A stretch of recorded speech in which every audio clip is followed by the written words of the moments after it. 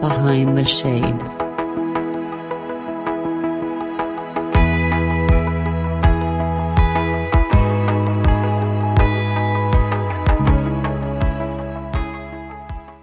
My name's Kat Mullin, and I'm a holistic healing practitioner as well as a certified NLP Master Breakthrough Coach. And my focus, I have a heart for families 100%. My focus is around self-awareness and communication, because those are the things that are going to break these generational patterns that we keep passing down. I'm also a best-selling author. My book is, where are you? Raising Badass Humans. There you go. And a speaker. Perfect. So for those who are wondering, you won't get a free copy of the book. No, I'm just joking. The book is amazing. And I told her before, I'm going to tell her again. The title, I love that title. Thank you. It's a little controversial, but it catches attention. I know, and the imagery is like, pick me up, right? Mm-hmm. The book.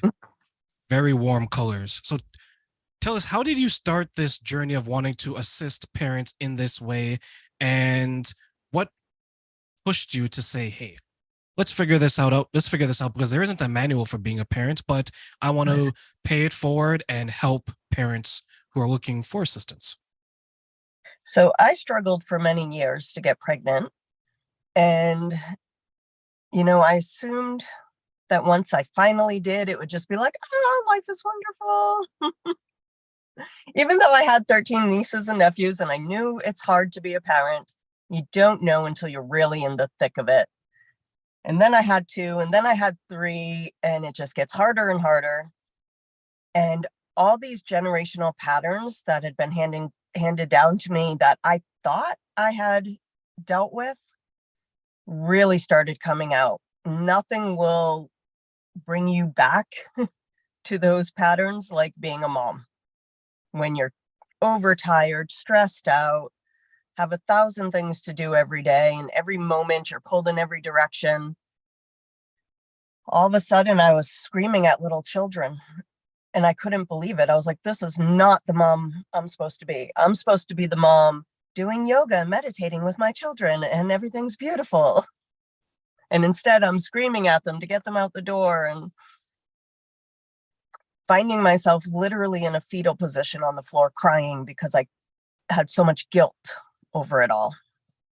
And it wasn't until I started understanding what generational patterns are, how they get handed down to you through the generations, that I finally was like, I need to work on this and I need to fix this. And that's when I dug into NLP, which is neuro-linguistic programming, which gets to the unconscious mind, because that's where you need to heal things to make a lasting change. And once I started doing that and was able to see where all this stuff was coming from and starting to heal it, I found these ways to connect with my children that are breaking the patterns. And I wanted to share that. So I put it all down in my book. The subtitle is 14 Intentional Connections That Nurture Your Child's Emotional Intelligence and Sense of Self-Worth. I know many women experience difficulty trying to get pregnant because many women want to be a mother.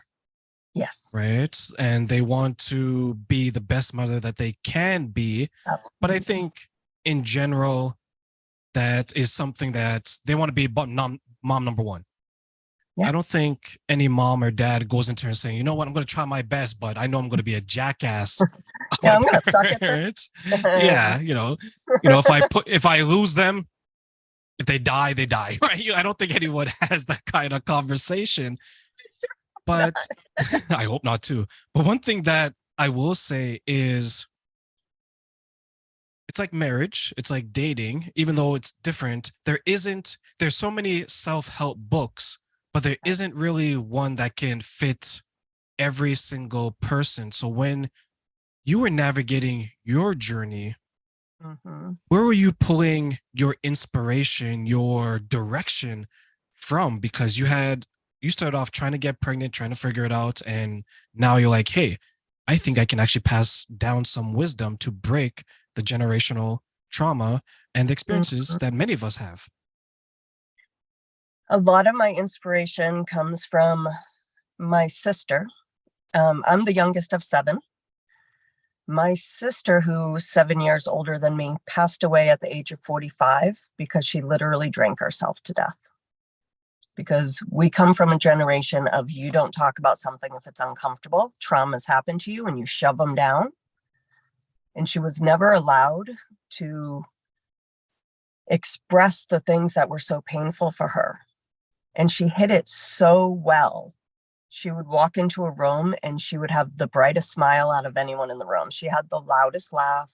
Everyone was attracted to her and believed she was truly happy, happy, happy. When inside she was dying, she was in so much pain and she was masking that.